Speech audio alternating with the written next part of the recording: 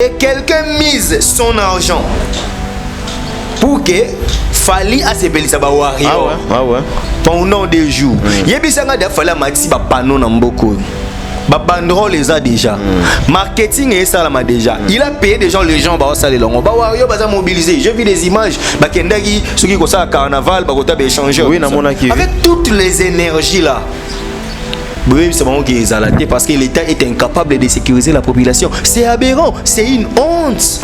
Provisoirement, il a été levé l'option de suspendre toute activité non sportive dans le stade des Martyrs et le stade du Vénet. Il fallait à 48 heures en été pour faire un concert à Pasteur Mike.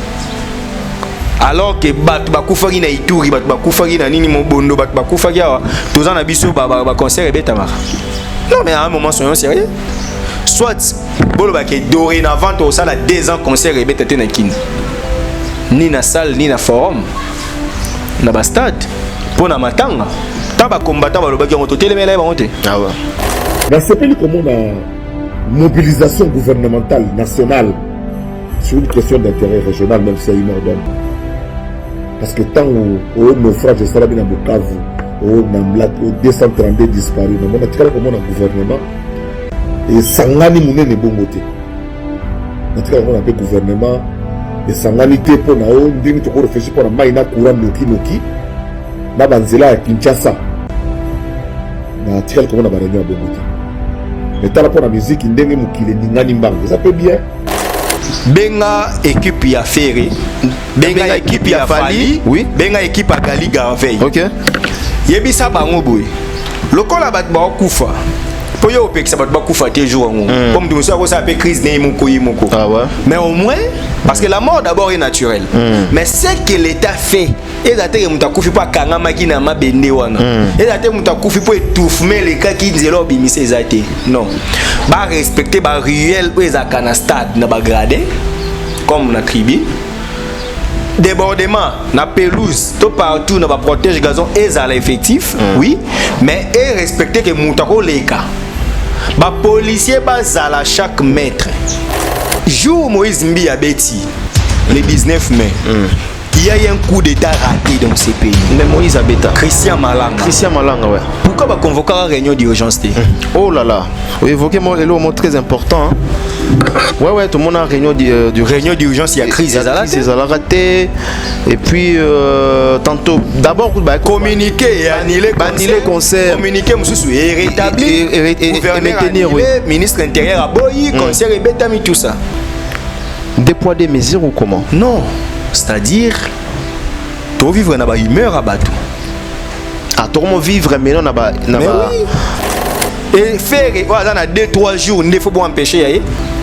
Fally dans 2 semaines, il faut pas empêcher. Gali dans 1 mois, il faut pas empêcher. Parce que cette suspension, peut s'y déléter. Donc c'est une suspension qui peut aller 2 ans, 3 ans. Pendant qu'il y a des gens qui ont déjà misé leurs moyens. Je ne dis pas que les gens doivent devenir inhumains. Pour moi, tu me suis pas dans les commentaires. Non, Nazana Mawa. C'est ça qui est accepté. Nazana Mawa. Yangwana nazo condamner l'État. Mawa nangande zo condamner l'État. Les gens seront choqués. Bah toi, ça l'a choqué. Comment ça? Responsabilité, si je dois être sérieux dans mes dires, ok. Revient au ministère de l'Intérieur. Pardon? Ouais. Ministère de l'Intérieur, n'est responsable et Comment ça? Parmi les bons, il y a le meilleur. Général Investment Service. Une société d'un Congolais aux capitaux 100% congolais.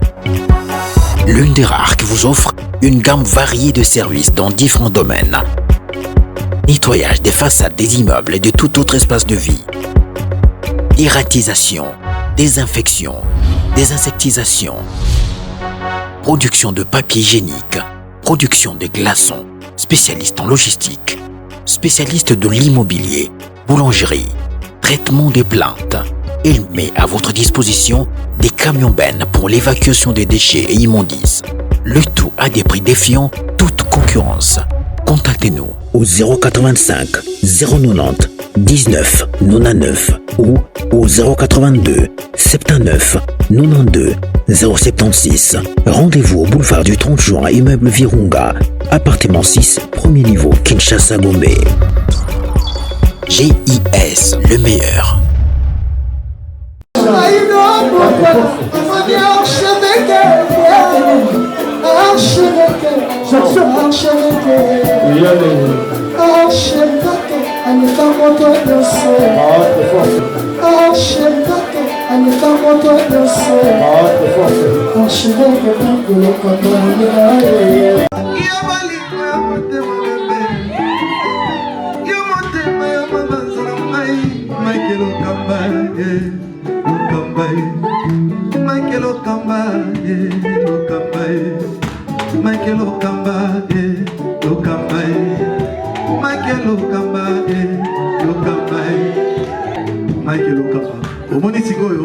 L'artiste, c'est l'improvisation.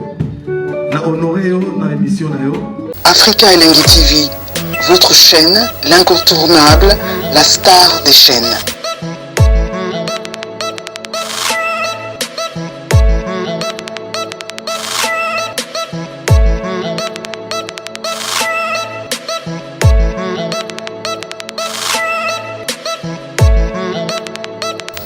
Africa Elengi TV, la magie de l'info.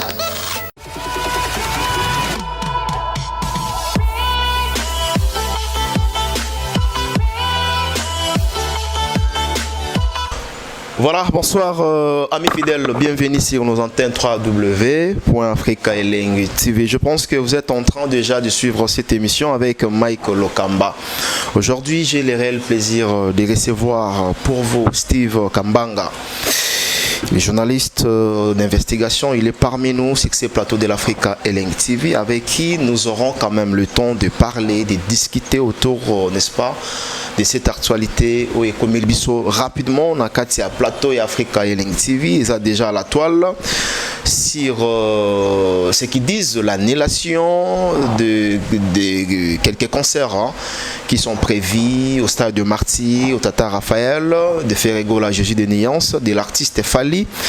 Et pourquoi est-ce qu'il vrai vraiment qu'on a annulé les concerts ou bien ils ont suspension momentanément pour les doubles stades de Marty de l'artiste Fali. Nous aurons le temps de parler avec notre invité qui est déjà dans nos murs. Vous allez remarquer que Mike Lokamba se retrouve actuellement à Kinshasa, dans la parité.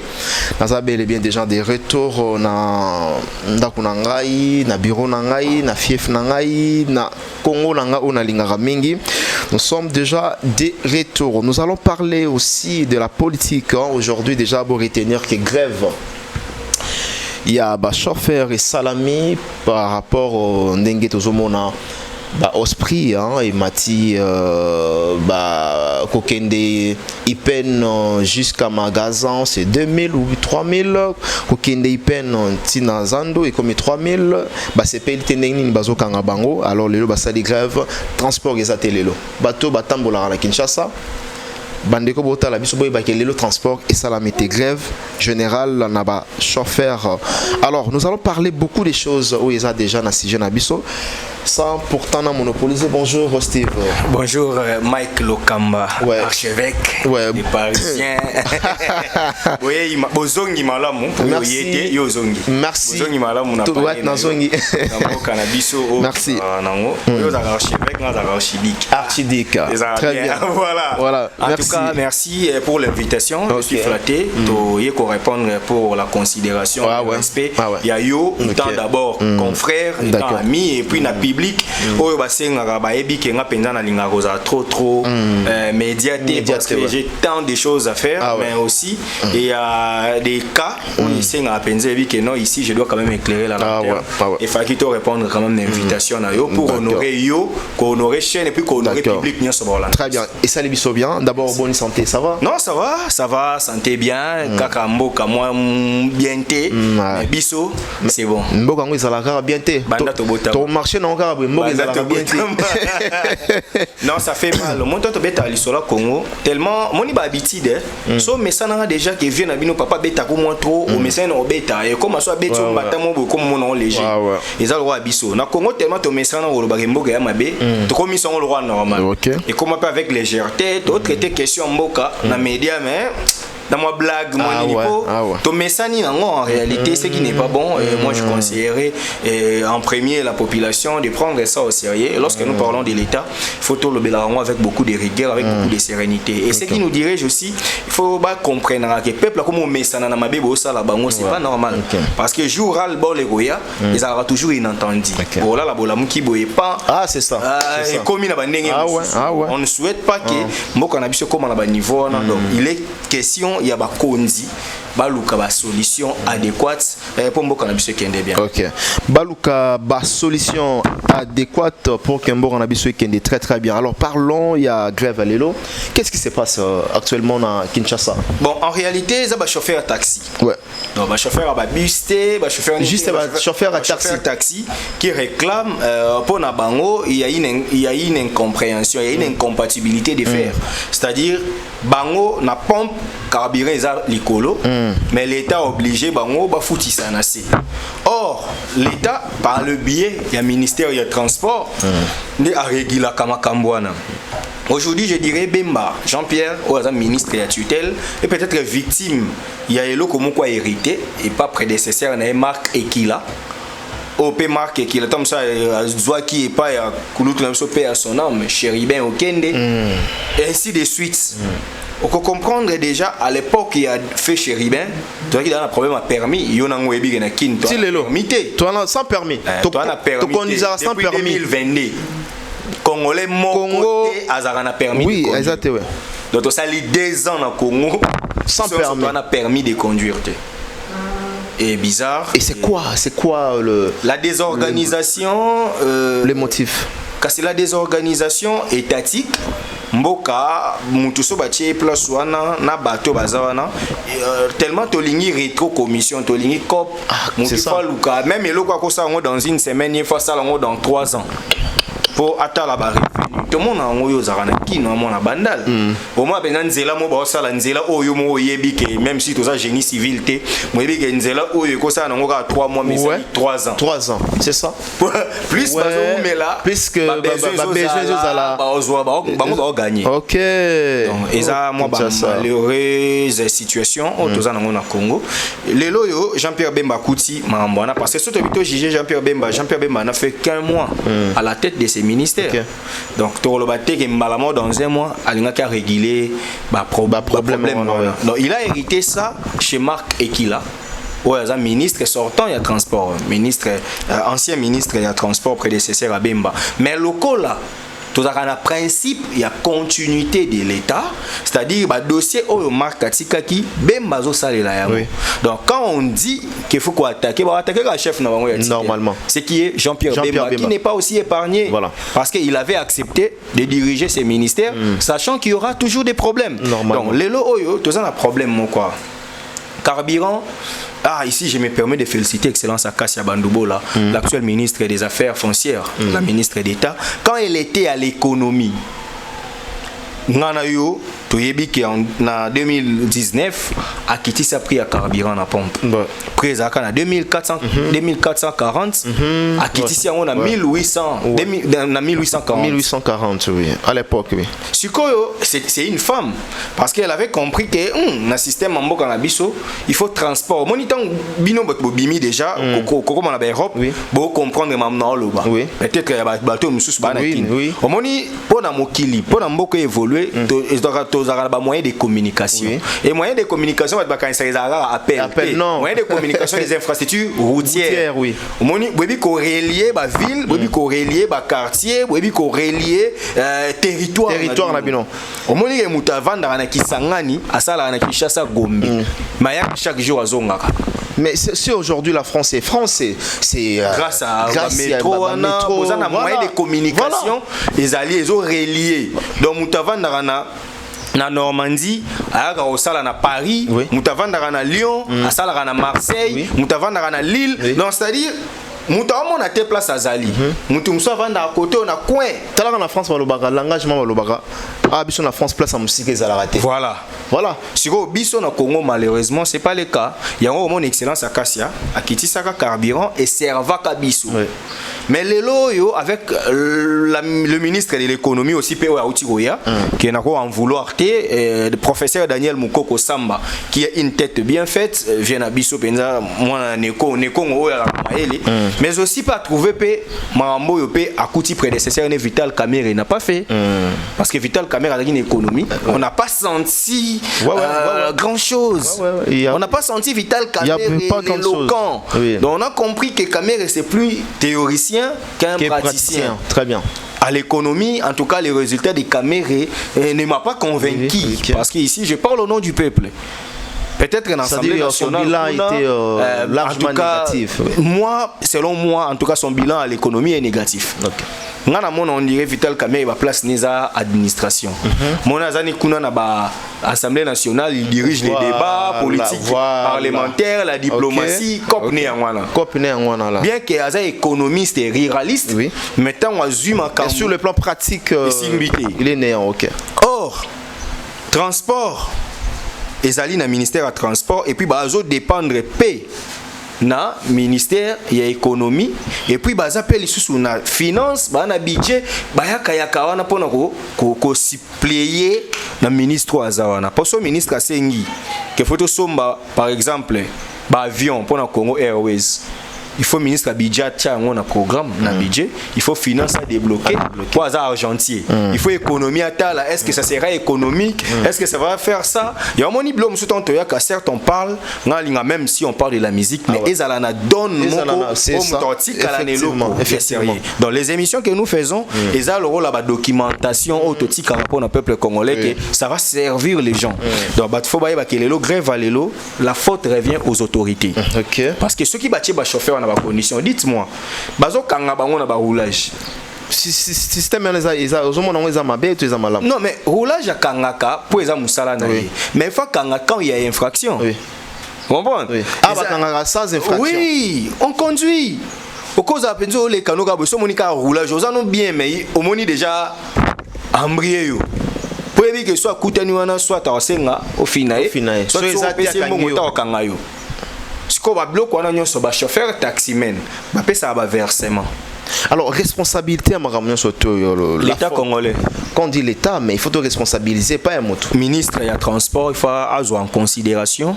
Mambasa c'est que j'ai aimé c'est vrai na kitaki na terrain et on a déjà na na plateau na moni par les biais à ba médias que la police est orientée ba manifestants. Donc général Kilimba a orienté bango si bango ça des ordres tebo que n'était pas autorité na bino botika memo na bino. Là c'est bien parce que c'est ce que nous voulons. La police a cause à tipo na bomba bato. Quand bat ba manifester, ba kena memo na bango batangi Jean-Pierre Bemba ayoki bango, ce qui peut ba OK na on peut na gouvernorat, na gouverneur à ville pe po ezape mambo za compétence pe à Kinshasa, gouverneur pe à ville ayoki bango. Et ça va bien parce que dans minute l'État congolais a kopé sa solution il y a on est toujours dans l'État il faut payer sa solution parce que les lots ceux qui bossali en que transport ils allera bien bon mon am monsieur ko umela te nazongi suka excellence Akasia l'économie a longola ba barrière pona biloko mususu eblo musu pola na ngona baba ndundwa na baba Congo na banini po moyen bima ezate kolongwa to musu na province ma indombe tiko bima 18 barrières 22 barrières a au foot à 2000 a au foot à boy on se rendre compte que ça qui a makale bimagi na 10 000 francs mais vous foutez 20 000 francs dans nzela et comme 30 000 transport par exemple 5 000 il y a ça 35 000 mon na bandu ndwa 10 000 mais a ça 55 000 OK. Vous comprenez? Donc, et ça, biloko oyo qui est excellence à casser à longo la yango.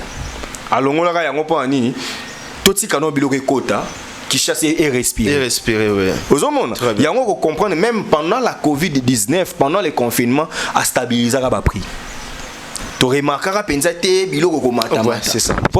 C'est la politique que les gens doivent pratiquer. Tout ça la politique c'est que tu as barrière tu fous ça impôt mais tout ça politique est moyen de communication il faut la fluide. Il faut la que ndetoza awawa le kamba penza lo ngwa wa ke Lubumbashi na tonga zongi na poko. Ah ouais. Mais na avion té. Aujourd'hui métro na tongo na 6h na 8h aux akuna au salima na 16h au lomé na 18h. Ah ouais. C'est ce que nous voulons. Et on ça na bamboka mosusu le même na mona Angola ba kotisi système ya métro koti déjà Tanzanie déjà bana TGV Maroc bazana yango Afrique du Sud bazana yango Afrique du Sud ezala déjà ozo comprendre tozo tika la sima tozo train kutu ya kala toi na ba kokoso et puis train kutu ndenge ka oyebi ndenge tenga manga ba meka ko bongisa mo ba wagon ba meki mo ba nini o ba ya toza na tana ya bongisa na ba wagon ya ba 1800 wana ah là là là ba na ba tête mo boyo ba na tête locomotive mo mon pays c'est pourquoi moi j'ai toujours dit que Bemba et tant que moi na ya patron mais est-ce que pouvoir comment faire il y a monsieur le président Félix Antoine Tshisekedi et 4 ans oui bien évidemment oui mais pour mieux faire à ta tirer na 6 mois il faut ça là il y a na 4 ans oui bien alors les aussi c'est fait que tu au tamboli karaboué côté il y a infrastructure de Simbate côté à infrastructure routière de Simbate et puis colia social et abattuezate colia abattuezate surtout qui quand la baliro toujours kenango on peut espérer que bilan naïe aux ala non là je serais obligé de dire quand même la vérité comme je l'ai toujours dit. OK to voter président Félix Tepoto sepela nae to voter qui est pour promettre biso rosa makam. Moi je le soutiens parce que c'est mon président. Je suis congolais. Moi je sais que azawana na mandat. Papa, yo quand si sera échoué pour aller au tour qui n'est à lire échec. Ce qui est même bongo mettre jeter le bon, tu en première année mais on va voir. Papa, ce qui est si li bongo, moi je dis aux gens qu'il a échoué. Il y a toujours est-ce que Toloba sous Bemba nem ta travaillé ton Kinga na travaillé ben wanape c'est une question où il faut batebele baye bakayango. Na politique na biso na système politique na biso les présidents na redevable na population. Ah ouais. Parce que yende ba vota qui est na voix universelle directe. Na suffrage universel direct. Mais ba kondi to na état otobenga na constitution parce que na sa droit constitutionnel, régionalisme est constitutionnel. To kabola ba province na biso ils ont ba autonomie nango. La seule source d'impulsion du pouvoir est le président, mais qui a transféré son pouvoir. À Monique, ngamo na kosimba transport te bemba yo occupé mambetali transport na mboka. Ngamo na kosimba économie te bemba yo nani mkoko yo simba économie. Mambo affaire foncière mabele akasi yo fo simba. Oh makambo e sali Monique akaboli. Bija mboka boji yo fo zala wana. Finance Fwamba yo fo zala wana akaboli mutu na tâche na ye. Na pesi son excellence Fwamba mbote na Fwamba na finance we. Comprendre mutu nyonso a comprendre que malheureusement, l'exécutif dépend na législatif. Parce que législatif est l'émanation du peuple. Donc, biso ngana yo to voter ki ba député. Ba député wana lokola bango bazo représenter ngana yo. Biso moyen to benga ministre na comment appel populaire exacté convocation populaire exacté. Eza bato bazo représenter ngana yo 500 wana. Nde ba benga ministre. Parce que le quoi ba benga et pas na biso grand public a oyati. Parce que mutoye pas na biso président de la République ou a tchaki. OK. Vous comprenez fonctionnant. Donc en réalité nyon sorola takaka mokonzi. Ya wana mokonzi faut ça casting ya bien. Ah c'est ça le problème. Tant aux autres maintenant la casting, il faut nommer muto a ça musala bien parce que ya sali ma bébé reroyer pas na yo. Très bien. Voilà, vous avez compris comment est-ce que Mbokezo Tambola na branche surtout donc pour le moment bon on a nos sentiments ça ne va pas jusqu'à présent on a côté Talia transport colia dans tous les domaines les choses ne marchent donc les choses ne marchent vraiment pas.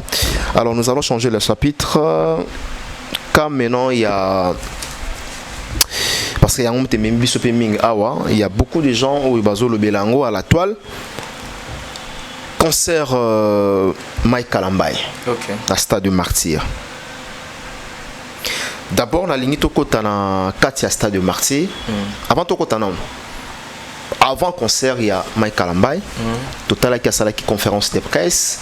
À un moment donné, il s'excuser, qu'il s'est pardon, qu'il retirer la parole ou à l'obaki. Bah dire il y a Mike Kalambay, on trouve qu'on comment que dans la plan où est Roya, il n'est pas confirmé. Bah toi lobby, Mike Kalambay a kenda ko luka plan la stade ou bien kenda qui pour que âme ya bateuse à la gagner? La question est tellement difficile. D'accord. Mais je sais pourquoi j'ai dit. Parce que ils ont une réponse dans la couche. Il n'y a pas de souci. Na couche, na couche, il y a religion. Na couche, il y a religion. Mike étant pasteur Mike, Azaki n'a besoin de gagner ba âme. Ari n'a besoin à présenter Christ na bateau ba yotala. Il n'avait pas besoin de reprouver tout plein. Vous comprenez? Très bien. Étant que pasteur, voilà la première réponse. Na est-ce qu'on a couché un marketeur, un manager. Nga Steve Kambanga, non manager pasteur Mike. Je serais d'accord avec ses propos. Parce qu'il faut qu'il ait attiré le public. Au moment où il y a comme au gagné, à l'objet plein, voilà que ça va. Bat l'isolo, au moment où à partir quand il y a malobana en plein comme il y a mususu dans le public. Bat bandu au boycott. Togo ya tem, si togo ya, bisoto lingi bongo. Vous comprenez? Du coup, c'est si tu peux bafana Fali, bafana Ferre, bafana Wera, bafana Jibe, bafana Kofi. Oh a défier biso bonene. Fona keno na tala so ça plein mutumo bakisami. OK. On a keno na tala plein mutumo bakisami. C'était un coup réussi pour son marketing. Vous comprenez? OK. Omoni na yebi mo marketing. En marketing, ezaka na communication marketing parce que moi je suis communicologue, ezaka blo mususu ba sala ngo zui risque. Et là au moins ko scandaliser. Mais ça li goye bana. Mais faut la paix. Oui. Le problème il y a contexte na environnement ni yo salé parce que problème il y a pasteur Mike Edagake étant chrétien. Il y a toujours bas na statine ni yo ça lango. Voilà. Il y a on loba. Ce qui toche étant chrétien. Nabi que c'est une erreur. OK. Mais est-ce que étant qu'artiste Tolongoli voilà notre Tolongoli casquette oui. Parce que un adage latin dit omnes volu tuitambe tamuiwere tous veulent vivre une vie heureuse. Donc mutunyo so la ça à réussir. Étant qu'artiste Mike Kalamba il ne se voyait pas pasteur mais se voyait cet artiste qui voulait remplir les stades. Tous les coups étaient permis pour lui pour qu'il a bénéficié de l'eau avant de Luka. Vous comprenez? Donc, sur son chargé marketing, non, betele maboko, que c'est un coup récit. Mais ceux qui n'ont pas pasteur, non, il faut que tu aies deux personnes, baya, au Salé Nzambe et Koki. Vous comprenez? Étant pasteur, tu as reproché pour tout le baquet, c'est important. C'est important. Aussi cité la polémique. Mais tant qu'artiste, c'est important. D'accord. Parce que tant qu'artiste, c'est important pour Anini. Parce que il a aussi sa sensibilité. Et Koulou, tu as vu sur rançon à récupérer à faire. Ouais, à récupérer. Vous comprenez? Parce qu'il y a stratégie. Voilà. À sali vidéo, abino ya sko yebisanga. Mutuloko dit les manzaka afinga mutu nyonso na mukili soka atoucher weka parce que soki weka lobika ke concert Mike tango dit loya mutu mo bakisa place kiti mo ngeti la vide kiti wali tondi oui bato awera o balinga awera tamba moneka vidéo ke na rozala bayaki là c'est vrai Monique Mike a réussi côté marketing au monique bato mususu baye bato belé ba s'associer na ye akitaki na l'église a sololi na ba pasteur presque nyonso o ba ya minene mon équipe na pasteur Mukuna voilà et ce que j'ai aimé je profite aussi pour féliciter pasteur Mukuna parce que azalaki na oya Moïse Mbie ayaki na oya Mike Kalamba donc alaxi gaza papa ba divergence na bango na kolinga yo na kolinga pays ça c'est une première na CP la penza na sagesse avec Mukuna. Monique, pourtant ayaki mamba Moïse Mbie ba pe rôle ba Moïse Mbie. Ouais, c'est ça. A petit tendance. Mais ayepe ya Mike pas soutenir pe Mike. Yekuta telemeli na mamba ba wera na cher. Oh bolo ba bengi wera pona nini? Abenga wera te pona nini? Bino bina ka musique wera te. Tu vois, c'était aussi un marketing. ACK aussi les églises à Mounene. Tant apesi message batu baye. Donc Monique, c'était une bonne stratégie marketing pour que pasteur Mike attendi ça stade. Donc pour ça en tout cas on a quoi en vouloir y était. Pour wana to sali communication on a sina loba na émission la communication subliminale. OK. Et touche quand même âme ya mutu. Bon, donc etika libongo na mutu abatu. Oh mais c'est fidèle à kufa. Na mona ke kota kufaka. Mais là au moins etika la biso na mutu. So lingo sa mabe no e autriche fidèle kuta na ta kufa na. Pour muto ayaka na concept wana akota tin na mitema ba comment principe. C'est comme si Mike P akendaki nango ke na kosala plein et koleka plein nyonso salama na stade. D'accord. Et lelo na minute au moniteur ba na top plein, ba na top 3. Ba na top 3. D'accord. Alors dans son ensemble le concert a été comment? Super nickel ou comment? Concert a réussi, il faut quand même dire la vérité. Oui. Concert vraiment a réussi. Au moni. Pourquoi je dis que le concert on est à réussite? Oui. C'était un concert Oyoyo. Mike s'est montré un artiste, mais aussi un chrétien, un serviteur de Dieu. Un serviteur de Dieu. Nakata concert pasteur Mike, Batbatei. Nakata concert pasteur Mike, j'aurais appris que Bakaboli ba Bible. Pour on a mon qui ont dit. J'aurais appris que Bakaboli ba Bible. Nakata concert ya pasteur Mike. Namoni batu ba osambela, namoni communiquer ma diable ba bi ba bongolisi batu mitema. Ndenge nini bango bayebi que non, peut-être que la prière pour la prière ezalaka ce qui est vrai na zone ngana yeba bato ba bongwami bango bayebi nini que telle personne a bongwami ezalaka nini tant soutant basala ki prière o ndimi ko yamba Yesu atelemi ozomona wana ndi abongwami bala parce que mutango abongo ya onse ko ngina loba suivi siko ezalaka nini les risques ezaki etolaki na forum un stade place bat ba yebele bokolo bateta musubo le kaliboso bakoma bakombo na bango bozo ba adresse pour boluka bango ça c'est compliqué wana ce que comme musala ya Saint-Esprit pourtant bo ba bat ba musala mena ya Saint-Esprit ba bongwami c'est parce que ba tout monde ba ndima qui volontairement qui et puis ba statistique 30 000 personnes ba bongwami là ça laisse maintenant qui a compté oui équipe naie ne ba oya na ba preuve ceux qui ba contact qui ba twango ceux qui ba enregistrer qui bango pour ba yeba ki ba bongwani.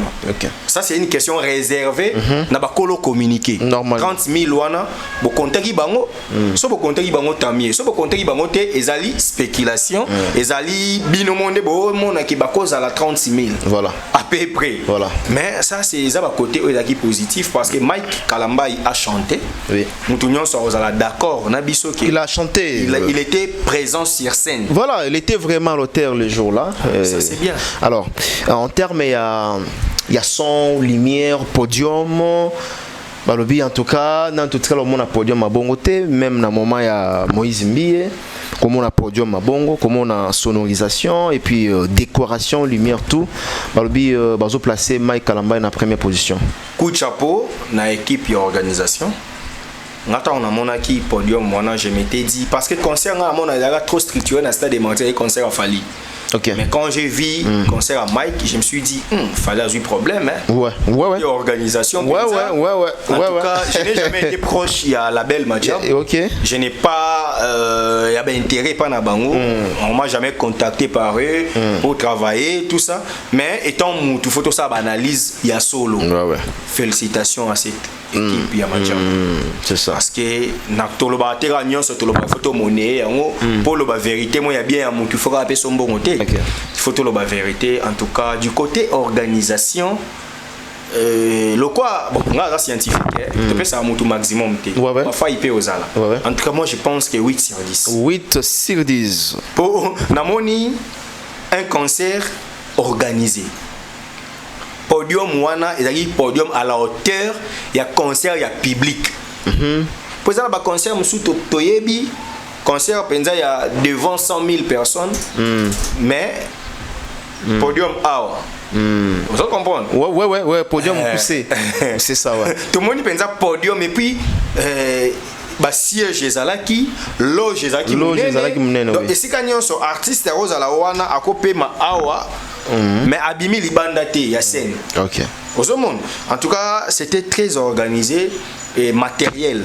qualité à son qualité surtout son azwemba lola studio le quoi ba ajuster voix voilà et coïncider ba ça la mixage en même temps ils ont les canaux mixeur c'est une perfection que beaucoup de Congolais doivent comprendre normalement lorsque vous voulez entreprendre les entrepreneurs doivent réellement investir dans les domaines où baké quoi ça l'investissement en tout cas du côté organisation son parfait, lumière, n'en parlons pas. C'était un concert réussi et la prestation scénique. Et puis c'est que j'ai aimé, pas trop d'invités. OK, ouais. Bon, par rapport à concert chrétien, ouais. Comme Matsa, oui. Mais là, moko bon la fan il y a Enjoel la monnaie Enjoel a invité c'est ce qui m'a dit Enjoel a invité Faki a Mbappé et puis na monnaie ba c'est nga Chidima ouais il nous avait promis que Chidima c'est le point sombre à concert ouais c'est ça mais n'habitude ça fait partie d'un marketing ou comment parce que tout le monde est présent c'est à Chidima négatif c'est ça aussi parce que tant au bengi surtout que c'est un pasteur tant on annonce que Chidima ouais ba te belé ba linga Chidima ou ba yebaka ba mona appelle Chidima pa mo yembela nzambe ba zaki na posa baya komo na stade Chidima ouais moni ba baleli wapi Chidima azate mais dans l'ensemble c'était vraiment un concert ici. D'accord, parlons maintenant des morts.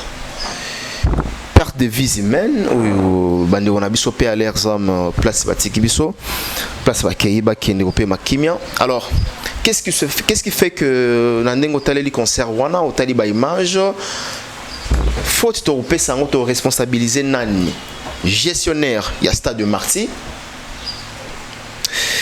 Mike Alambay comme étant artiste et pasteur, Majabou label comme étant producteur ou label de production ou encore organisateur, la police congolaise en termes de sécurité, n'a évité charge union surtout ton responsabilité en haut et pas banane. Les gens seront choqués. Bah toi ça choqué. Comment ça? Responsabilité, si je dois être sérieux dans mes dires, revient au ministère de l'Intérieur. Pardon? Ouais. Ministère de l'Intérieur, n'est pas responsable. Il y a pas mort. Comment ça? Prouvez biso que responsabilité est la ministère de l'Intérieur. En droit. Oui. Lorsqu'un officier, un privé, organise une manifestation, une fête quelque chose du genre, cette manifestation est gérée par cette personne, l'organisateur. Mais dès lors que à Monica a la capacité de sécuriser bateau il y a une invitation il faut qu'il négocie l'appel dans l'État. L'État est démembré. Mouto a si ma sécurité dans l'État est un ministère intérieur. Sécurité. Na fouti pe mbongo. Poboti na batu basa la sécurité, c'est-à-dire responsabilité à sécurité ya batu aneza sous un organisateur et comme na l'État oyo atie batu baza capable ya ko sécuriser batu. OK. Un juriste peut venir me contredire. OK. Donc dès lors que bazwaki ba policier, c'est-à-dire ba reconnaîtra qui que ngai Mike Kalambai dans un podium et puis dans ma capacité à protéger Batu. Vous comprenez? Mais équipe P, Majabu dans la policier te namboka. Ba policier baza ya Congo. Mais ce que on a vu que aussi ça pensait na yo. Mais est-ce que ba condition là aux ba responsabilité aux on pas ya ministre intérieur? Non, ministère. Ministère mobimba. Ça dit na ba tout ministère. Tout dans la ministère. Donc wana totie ba général ya Kinshasa. Kinshasa ouais. Kilimba limba. Totie ba policier. Commandant sécurité au stade. Totie gouverneur à ville. Donc bango nyonso ba capable de sécuriser. Mais est-ce que ba conditions za qui respecter au cas où vous respectez mes côté par exemple le nombre de personnes ba sengi au coût de 80 000 et que bino ba organisateur bo respecter en côté charge journée faisons la il y a un concept avec l'état gendarme l'état ba négocier en été l'état a l'état ce qui l'état s'imposer batu ba yoka la répression étatique. Omoni je profite guerre a plein les lots dans Congo et à Stade des Martyrs et qui a donné mot très négative. Donc on mi bamba ba chiffre ko we rabetaka 200 000. Muta konta batongo azate. Mais pas linga wera animi si biso ka we rabeta 200 000. Oh Mike Kalamba avait 180 000. Vous comprenez? Oh fait rabeta 150 000. Oh fallait rabeta 140 000. Ne na mona ba sala ba classement na bangwana. Les gens oublient que Jiba Limoussa pelouse na Marty. Oh bon, très bien. Les gens oublient que ba plein salama, c'est-à-dire n'engina lo banini parce que ngai dans moi cohérent, n'a bi que question tuninga, est-ce que ba linga ba respecter qui ba respecter ba mesurer. Stade déjà à 80 000 places assises. Ce qui te tient VIP, n'engé ba memela biso concept en lelo. Tokia salle débordement donc il y a 100 000 places. C'est-à-dire ceux qui vont t'équipe billet 100 000 places et coquilles, faut beaucoup kata. Vous comprenez? Ceux qui va policier bazan à rigueur. Dès lors que ba monique stade de tondi faut ba kanga ba porte d'entrée ba kota. Ah ouais. Ceux qui va policier ne ba koti ba to anaki la faute. OK. Oh, ministère on a posé sa plainte. Ministère organisation pe na loko so on a posé ba bien été comme ça. Ministère on a posé ya public, organisateur on a posé ya mbongo pour public on est côté foot habillé, mais l'état a un monopole. Yoloba mutoko talisuté parce que na kati etondi. C'est ça ba benga ba mesure préventive. Oezangaki la police na biso. Toi et moi qui nous sommes, toi bi comportement wa policier. Olandi moi na biso akufi wa ote ko présenter, wa ote ko zo diplôme na mombele. Na la interview ya ba kolonae parce que je sais pas définir ce que ça maman nae. Ba olobani yep akufi po na policier. Moni bousculade tant bande ko wele la sui policier atindika ki. Tant wa kwei batu banyati. Oh là là. Sko mutana kufi po concert ezalaki mabe. To akufi po policier sala guerre. OK. Wana eza interview tant na ba réseaux sociaux. Ouais, na mona ki on na mona. Donc quand policier atindiki muto sécuriser été. Pour y avoir des policiers sur la qui n'a minute à temps à sauver neni, mais un bon policier formé il faut trouver solution. À trouver solution, oui. Moi na à Koufi, à autour diplôme. Semaine prochaine il faut qu'il y ait des Maroc à Kekotanga. Namoni mutazo lo babi billet de Zalaki m'a tout visa de bima qui fallait Kekotanga à Maroc. Elle a perdu la vie à fleur d'âge. Pour Nanini, parce qu'il y avait un policier mal formé. Que l'État, il faut à la casting bien, il faut former les gens. Ça dit responsabilité à mort, bon bilan général jusqu'à présent, bah ça était toujours à 8 ou 9 11 et bah non la 9. Bah non, voilà le bilan provisoire, tous la bilan général. Donc déjà c'est beaucoup. C'est bon comme le patriotisme américain. Américain ata moko kaka kufi a digérer ngoti. Parce que biso déjà tout le monde a le droit de neuf ans moukié, le droit de neuf ans minimisable. Non. Batou bakou. Mais ça va vie mène à bateau. Éviter demain ba ngeba za banani. Moko na mon image a kufi nazemi. Yebisanga mutake concert. Mike yo nanga ne aboto ke na ba concert. So to ke concert yo ke po ke kufa. Non. OK pour assister na ambiance. Au CPLA un artiste, nous avons un contrat, on appelle ce quelqu'un dit que tu as un contrat, il travaille, quelque chose comme ça, où tu soutiens ton artiste et tout ça. Est-ce que tu as un esprit qui Non. Ok, qu'on s'est divertir, tout à fait. Mais on coûte une embuscade à bon coup. On peut pas dire que Bakende ko ça ni Bakende, il peut pas aller au linga pasteur Mike. OK. Et puis Bakende était pas bien que non coup, faut se bien que ça que non coup fallait qui était. Mais c'est parce qu'il y a eu un problème. Moi, je pense aussi dans le ministère de la Santé, quand il y a une activité de ce genre, il y a une ambulance médicalisée. Ici, maintenant, je partage la faute peut-être que dans l'organisation. Parce que le monde ambulance médicalisée, l'organisation, il y a dans le bas qui responsabilité, ils ont dans l'État, il faut partager quand même. C'est ce que j'ai dit. Dans l'anglais, il y a sécurité. Dans l'anglais, sécurité. Il y a dans l'État. D'accord. Mais est-ce qu'on a anglais, il y a santé.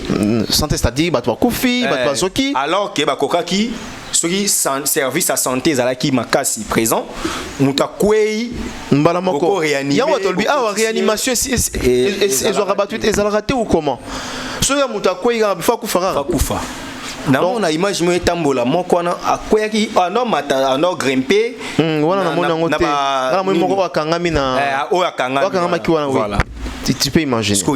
Est-ce que sécurité que vous en place ou non? Parce que sécurité beaucoup dans la laser. Et puis kangami batazo matape, batazo mata. Tant kangami. Oh là là.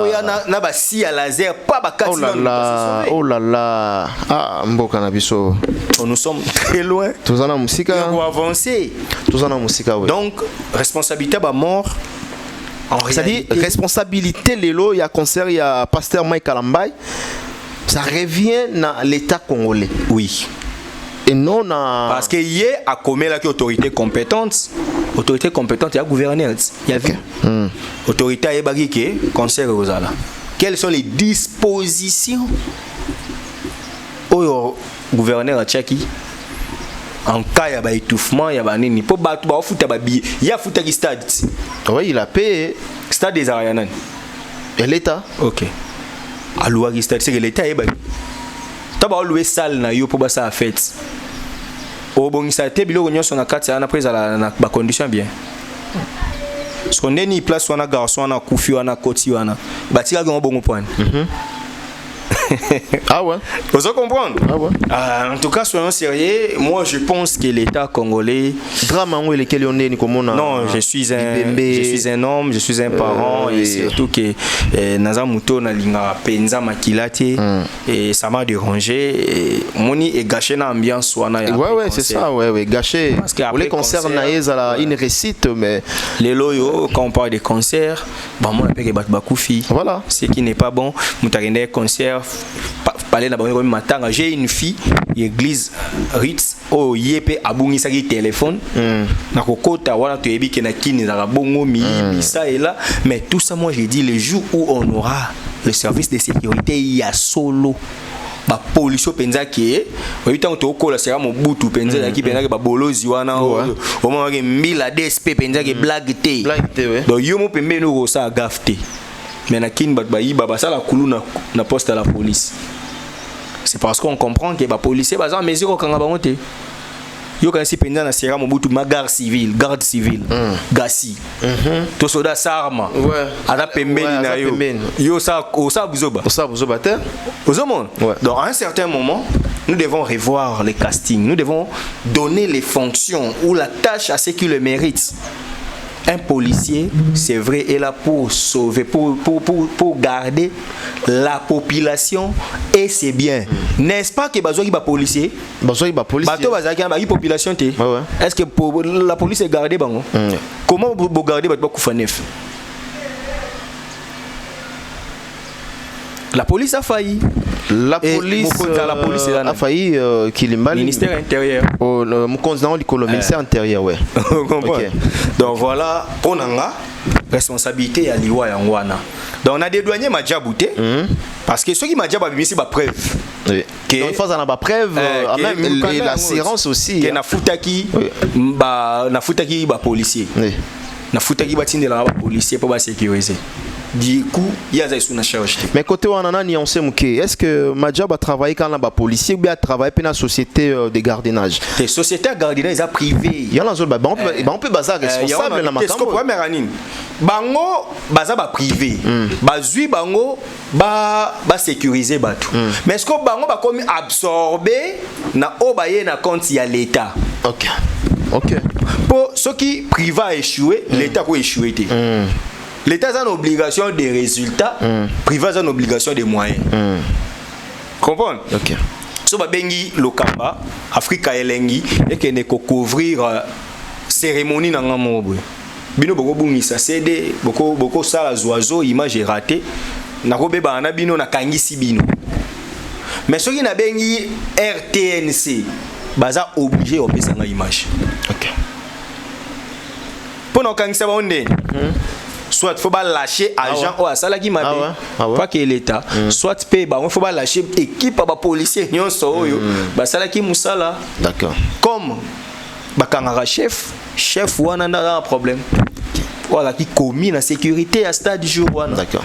Voilà. Comme on a une publication à Madjabou et tambola na ba réseaux sociaux. Je crois il y a cela des jours. À un moment donné, il y a supprimer ambassade de suppression en haut.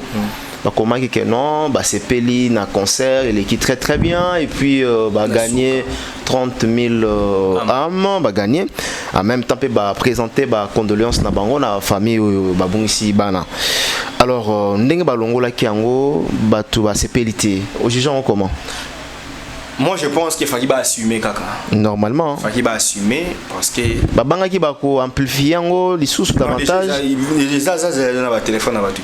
Communiquant ils a déjà pour ba relais qui est belé bolongoli na page mais pas na bango ça on va bangi tam susu na page de bango comme preuve c'est ça aussi oui mais déjà mais non c'est-à-dire un AV en droit c'est quoi bon organiser qui yo organisateur va prendre ba koufi moza humain batana ce que yo boya ko kolela bango po ba koufi na fête OK faut les la bango mais problème est que aux années na ba avocat ya bien o ba ko expliquer que ezaki po na bisoté mais bisoté to constater po ngam na sala gi organisation na nga ba koufi na fête na ngai parce que ngai na boya ko lo ba koufi faut non le bagage mais responsabilité il faut kende et pas monter à protéger ba toi na te pas koufi. Très bien. Donc moi je pense que c'est une imprudence de la part de l'équipe à Madjabou, équipe à communication, tout cellule juridique na bango pour bloquer mi avocat. Mais une chose déjà publiée et avec la nouvelle technologie de l'information et de la communication. Déjà. Déjà partout.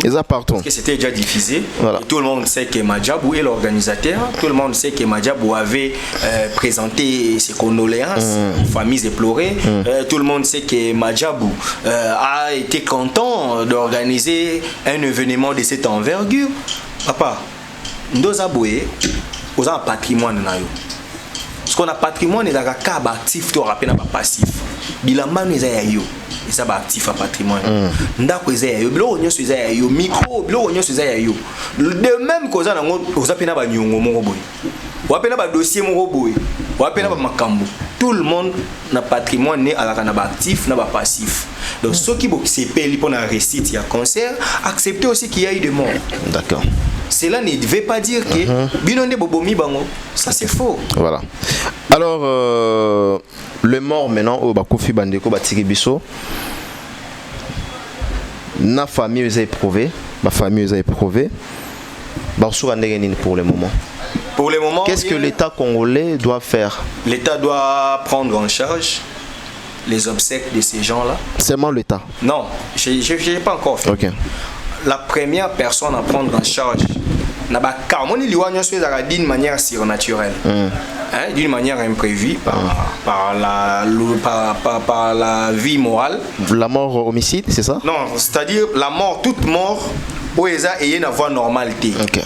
Ba mort le rôle ba homicide douana ba mort le rôle il y a ba drame tout ça et ça ba mort oyoyo l'état me doit en charge et que somme fait un accident de circulation l'état me à l'andela dossier pour faut pas établir na bomaki il y a mon ami ba kango mon meli na morgue un mois c'est pas parce que famille est animaux mais parce que l'état il faut établir ba responsabilité ba circonstances il y a liwa nous quoi ba kufi na stade ba kufi te pour ba belaki bakufite pour basala qui accident mon anzela bakufite pour bayaki concert l'état en première position il faut avoir en charge et la seconde position vient l'organisation comprendre combattant bakufite pas non comprendre donc oui c'est pourquoi moi je suis clair d'accord donc l'état parce qu'il y a une responsabilité à surveiller. Mais l'État aussi peut dire que moi j'ai failli à ma mission de sécuriser, mais vous les organisateurs, vous devrez indemniser les parties. Ok, il faut pas indemniser famille éprouvée. Oui. Très bien. Ça c'est la partie organisateur vous allez obliger à konzima yango parce que bato ba kufi wana ba kufi pambate kufi po bayaki kotala bango voilà il faut kunda bango et puis il faut qu'on indemniser ba famille na bango. D'accord. Merci le temps tozonga le temps la pesambote na Ginel Bieji ticket gagnant rapidement na niveau à France na PC Bambote Ginel Bieji. Merci pour tout mon frère ami. Maman Sophie Ongenda na Afrique du Sud na PC Bambote, pourquoi pas na boss Yannick Mouawa, le responsable, le numéro 1 et à Premium Awa na ville place à Kitoko tozo Fanda tozo Lia tozo Mela Champagne Premium Yannick Mouawa le boss na Katia Premium. Et pourquoi pas 001 Massaro na Switzerland. Tout ça la rende to solo laki Massaro na Kata Switzerland. Un bon tonton, merci pour les gestes. Christian Lomoto, le PDG, le patron GIS toujours en marche. Je n'oublierai jamais bien fait à Christian Lomoto, na PC Bambote en direct et à Londres, et pourquoi pas na président Alain Visor na Luanda. Alain Visor, total respect nayo, président Alain Visor depuis Londres, na PC vraiment Bambote. Et Jean-Claude Mabanzo, il a dit, il a fait. Jean-Claude Mabanzo, il a dit, il a fait. Na PC Mbote Makasi na Papa Philippe.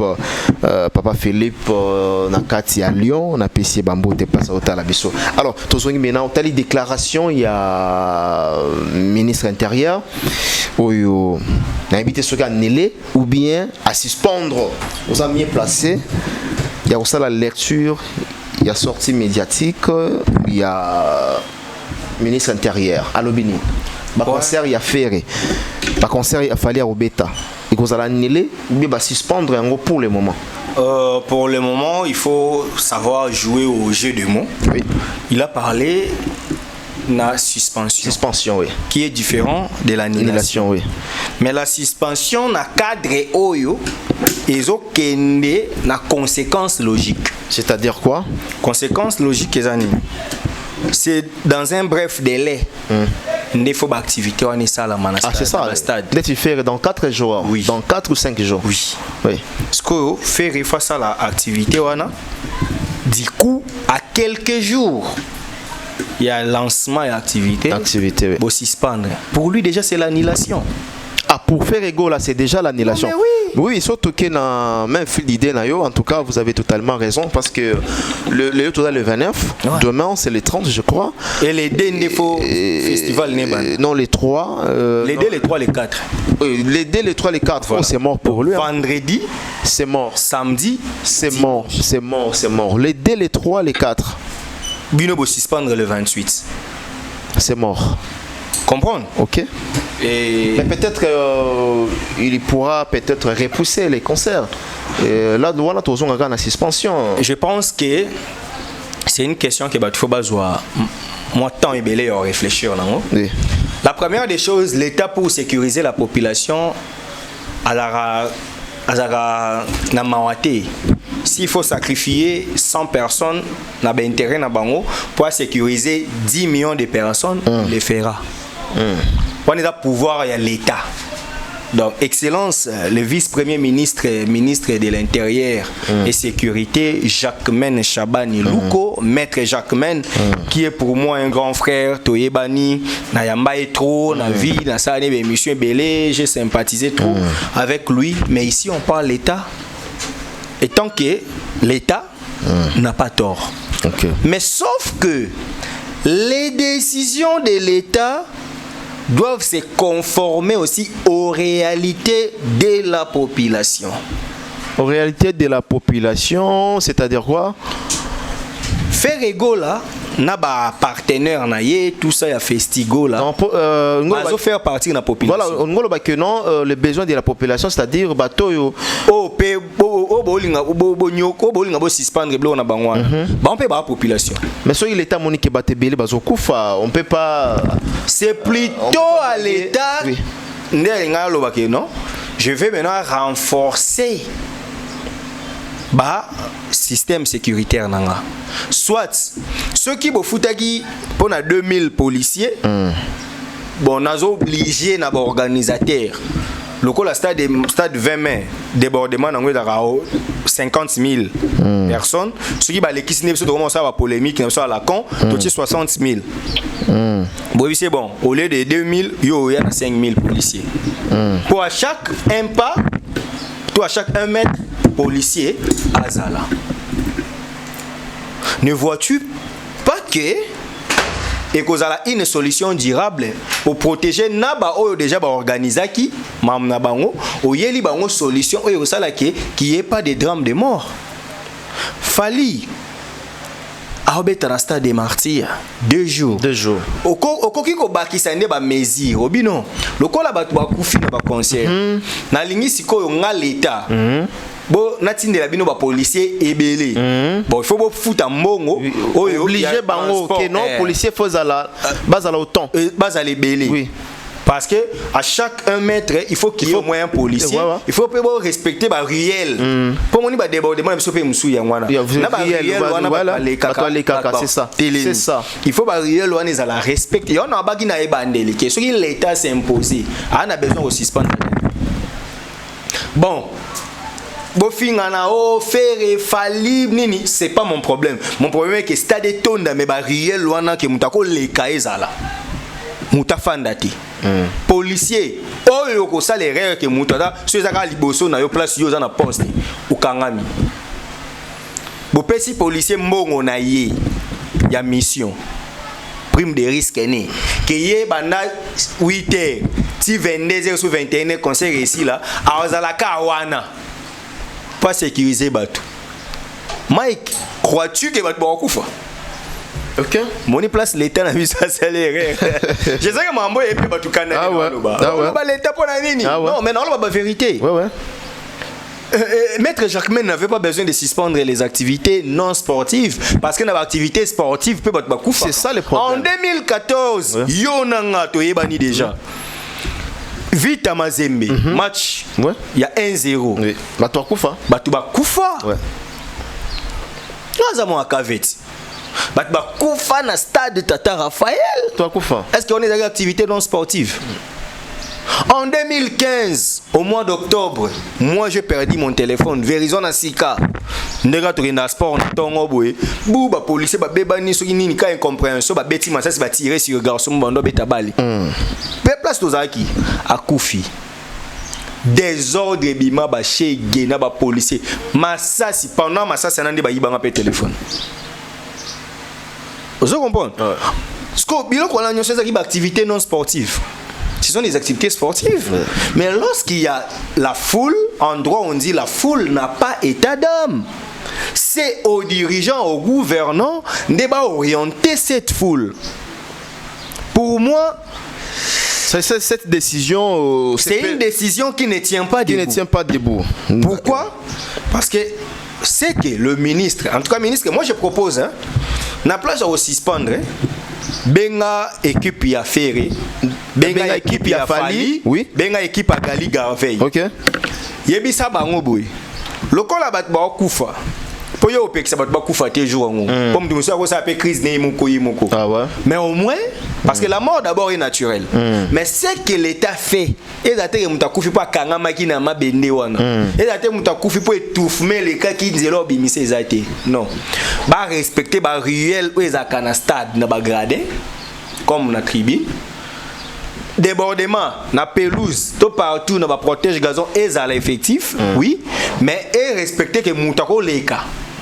Ba policier ba zala chaque mètre. Vous comprenez? Parce que lorsqu'il y aura la présence des éléments de la police, s'il y a un cas d'urgence et puis service à santé, bah secouriste il faut bazala. Dites-moi, tout ça mboko to na posa ba investisseur baya. Mokonza mboka premier mandat tamboli trop pour le investisseur bayete. Et quelqu'un mise son argent pour que Fali a se pelisa ba warrior. Ah ouais. Pendant des jours. Yebisanga da fala maxi ba panneau na mboko. Ba banderole les a déjà. Marketing et ça là déjà. Il a payé déjà les gens ba saler longo. Ba warrior ba mobiliser. J'ai vu des images ba kendagi ceux qui ko ça carnaval ba ko ta échanger. Oui, na monaki. Avec toutes les énergies là. Oui, c'est bon qu'ils ont laté parce que l'État est incapable de sécuriser la population. C'est aberrant, c'est une honte. Yebisanga muto asacha kimbongo on est paquet wana. Mbala sima ya suko miser na culture. Et puis bon la culture donc c'est évoluer té. Il faut réfléchir.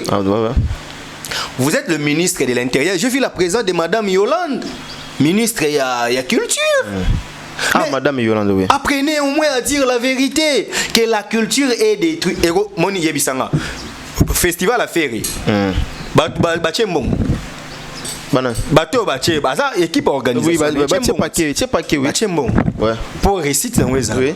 Parce que en quelques jours, il y a activité, binobo suspendre activité non sportive dans le stade Tata Raphaël. N'est-ce pas, Nenge Bisotoza Babanto? Trop ça là, en fait pas lorsque ça brille chez les voisins. Mimbe quand on a Koto Baninga Balali na morgue. Koto yo batpazo c'est le batazo bina. Vous trouvez en comment? Té na système à Congo ça na oté papa. Nenga no to ça ba émission to ko ça té. Pour que chaque jour qu'on tue les gens. Mais toi ça émission tozo fait tété non mais c'est-à-dire voilà. Le fait que déjà to bima to kenda musala c'est pour ça on to akufeli proche na yo ke musala té. Parce que ndeyo zaboye musala. Vous comprenez? Oui. Et puis pourquoi on a bandit non abisso? Pour montrer que l'État congolais yoso mona bâti drapeau en berne pour battre bakoufi. Combien de fois on va pêcher na ba lac Kivu, o ba kota ki Zambie, ba bomi bango, ba kota ki boy. L'État sala matanga. Matanga boyimbo lo bagé, il fallait ba faire à sala bilo onete, Gali Guerre à sala té fali abeta 48 heures onete pour battre bakoufa na concert à Pasteur Mike. Alors que bat bakufagi na Ituri bat bakufagi na nini mobondo bat bakufagi awa tozana na biso ba concert ebeta mara. Non mais à un moment soyons sérieux. Soit bolo ba ke dorénavant au sala 2 ans concert ebeta te na kin. Ni na salle ni na forum. Na ba stade pour na matanga. Ta ba combattant ba lobaki on to telemela ba monte. Ah ouais. Pour bateau bolo ba na ke ceux qui lobi le loke to ça fêtité. Dis-moi.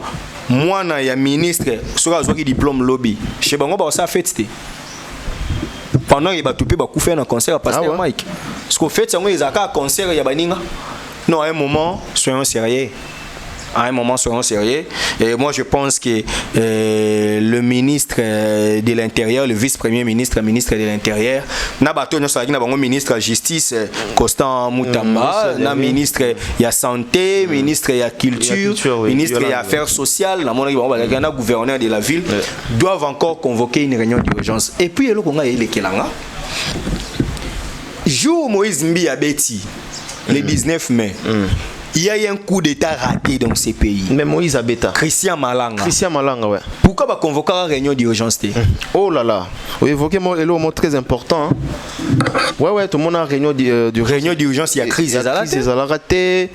Et puis, tantôt, d'abord, communiquer et annuler concert. Communiquer, et rétablir. Et ministre intérieur à Boyi, concert et bétami, tout ça. Déployer des mesures ou comment? Non. C'est-à-dire, tu vivre dans la humeur à Batou. Ah, tu vivre mais non dans la. Mais oui. Pour nini ya Moïse ba empêcher qui monter. Pour nini ya fali faire Gali Garvey il ne faut pas empêcher. Ya Moïse goûte yaki ya sur place auto benga na droit flagrance. Oui. Mambe salami na tongo. Na tongo. Batou bakoufi. Batou bakoufi oui. Vital Caméra a perdu 2 de ses gardes du corps. 2 ou 1 comme ça. 2. Ouais. Et de l'autre côté, Malanga Koufi, les faiseurs du coup d'état, à Koufi. Jeune frère Nabisomo, il y a Banal, Kevin, Tamba. Ah ouais, Babomaï, Kevin, oui. Mais pendant ces temps-là, accepter concert, il y a Moïse Mbi. Et faire, dans 2-3 jours, il faut pas empêcher. Fali, dans 2 semaines, il faut pas empêcher. Gali, dans 1 mois, il faut pas empêcher. Parce que cette suspension va pas si déléter. Donc c'est une suspension qui peut aller 2 ans, 3 ans. Pendant qu'il y a des gens qui ont déjà misé leurs moyens. Je ne dis pas que les gens doivent devenir inhumains. Pour moi, tu me suis pas dans commentaire. Non, Nazana Mawa. Nazana Mawa. Il y a un qui a condamné l'État. Mawa nangande zo condamné l'État. Parce que bateau bakoufi wana. Baza bande konanga. Et puis bakoufi po bakende ko sepela. Pour concert eza ko sepela. Balinga banzembo wana. Bakoufi te po ba sepela ki ko sa mabe. Donc il faut aller là-bas. Parce que quand on est là-bas, moi je pense que l'État congolais, ce que l'État est là-bas, il faut organiser matanga. L'État est capable de bagatotier journée les lots. Il y a la matanga. Drapeau en berne. 9 morts c'est beaucoup. Bakoufi pour une activité culturelle. Culture on est à Congo. Kalambai c'est un Congolais. Il joue la musique au Congo. À côté il sera sur foutre rapper ba taxe na ye ba ni producteur on a ba foutre ba taxe. Il y a Congo. Congo bénéficiaire ouais. Ça fait évoluer la culture. Donc la culture congolaise a perdu des gens, les Congo a perdu des gens, l'État congolais peut décréter une journée de deuil. Ce que l'État coûte à organiser, ce que biso ba privé to organiser matanga ndenge. Très bien. Donc Fali, qui a un producteur, qui a des partenaires, qui ont misé l'argent pour le double concert, et ces organisateurs se voient leur activité suspendue. Ce qui peut Simbi, qui dans une semaine va lever mesures, ne voyez-vous pas que ça la entorse dans le marketing na bango parce que tantôt plutôt concert. Oui, mais que concert il y a fallu, surtout concert a fallu, mingi ba uta poto. Mingi ba ta diaspora. Mutayi a futa ki billet na vacances ayo concert a fallu. Hôtel on vend na futa. Hôtel na futa ka impôt. N'est-ce pas que va contribuer na l'État? Mutuana yé azui billet, azui temps na yé ba séjour a bongisa ki ba mbongo na a msu na poto a senga ki congé pour na musala. Et loko ya yelaki bo suspendre yango. Bolo na nini? Ah c'est ça. Et prochainement ce qui concerne a fallu za mutuana tali na boma mbongo na ngana 2024. Bokimis non qui était bokim sabato et bokim sabato. Est-ce que bozo ça que mboka a évolué tomboka ekita. Très bien. Je suis d'accord. Bako suspendre, mais il faut avoir le contexte. Pour suspendre, pour quel motif? Oh, nous ne sommes pas en mesure de protéger la population civile. Comment ça? Mais non, Gabi, comment ça? Parce que binomo l'État besoin de mesure. Bon, ce que nanga, bon, biso tende. Ah, l'État bon musundo la biso. Ah, eza nanga te. Ah, eza concert. Concert, juste concert. Policier. L'État bolobi bien que besoin de mesure te battre le peuple. Non, il y a des déclarations c'est vraiment malheureux. C'est vraiment malheureux. Déclaration c'est ça là on a TV. Ah ouais. Yo l'État lobby qui yom to gère ba police lui go ko battre la population te so ba ke concert. Bon on est dans bo so mi tu mindu ke yo na est o battre ndeni. Non mais à un moment soyons sérieux. Ya mo na bandanga na ba ovimba mi tu. Yo asinanga ibo beta lisasi. Ah bien moi. Mais tu mo na ovimba bongo. Abige les compétences. Voilà, Papa Philippe Ntimba, na Lyon, na PC Bambote. Papa Philippe Ntimba, merci pour tout, Papa Philippe Ntimba. Je dis que moi, contre TPSA qui côté Italie, mais il n'y a pas de problème, la famille sacrée. Papa Philippe Ntimba, na Lyon. Merci, na Willy Moucheni, le véritable boss Kodamboka. Willy Moucheni, na PC Bambote. Total respect na Kassereka Poison. Kassereka Poison et pourquoi pas na Mohamed Moleka, les seigneurs de la ville. Merci. Nandé Yamba qui biso na Champs-Élysées et les cas qui très bien. Jean-Claude Mabanzo, il a dit, il a fait. Jean-Claude Mabanzo, il a dit, il a fait. Merci pour tout. Bon contre bon on a kata Switzerland. Il s'appelle Lionel Ditamba Lionel, mon vieux, total respect na yo. Na bi ke tozomona na Kalamengite Lionel Ditamba et pourquoi pas na Yabosco Badeka Yaya et sans oublier na Vita Kaluji Papa de Oville. Toromi ko chité na biso na ligne tozwa chapitre Suka. Affaire il y a légende. Ah OK. Légende lelo ba te belé bazo pesa ba définition ndenge balingi. Lelo pose à la légende congolais hein. Yana ba ki émission na sana bi congolais a bungsa réflexion. A bungsa pena mayele. Lelo pose à la légende, pose à la obama ndefa pembe. Faut appeler mande flou la sepende. Il faut bota ta dit à 9 enfants. Ou encore plus, légende lelo, quoi ça biso ba critère ou encore ba critérium. OK. Cause à la légende. OK. Na miso ba benga o légende. Il faut ça biso ba musicien lelo. Est-ce que Fali à la place il y a légende ou bien Fali a comme une légende était parce que lelo komaraka pose à la légende faut masuka pembe na mutu légende. Il faut ça la habiter, faut ça la détinine. Confusion dans la méthode à Steve Kambanga, légende Lelo. Légende, c'est quelqu'un qui est ici de l'ordinaire. C'est quelqu'un qui a dépassé l'ordinaire. C'est une personne extraordinaire qui a accompli. On se comprend. Babylone est inhabituel. Dans le domaine on peut être légende dans le football. On peut être légende dans la musique.